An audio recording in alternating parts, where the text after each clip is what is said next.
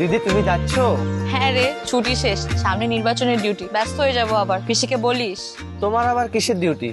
আরে যেন নির্বাচন ঠিক মতো হয়, যাতে কোনো ধরনের বিশৃঙ্খলা না হয়, সব দেখে রাখা লাগবে। আর এবার সরকারকে সেনাবাহিনী সাহায্য করবে, ঠিক পাহাড়ে যেভাবে আমাদেরকে দেখে রাখে, ঠিক ওরকম। এই তুই ভোটার হয়েছিস না? তুইও যাবি এবার ভোট দিতে। পিসিমা পিসি বাবুকেও নিয়ে যাবি ভোট দিতে, এটা তোদের দায়িত্ব। এই আমার গাড়ি চলে আসছে রে, আমি গেলাম। ঠিক আছে দিদি, তুমি ভালো থেকো। ভালো থাকিস। আপনার দেশ আপনার অপেক্ষায়, আস্থা ও বিশ্বাসে বাংলাদেশ সেনাবাহিনী।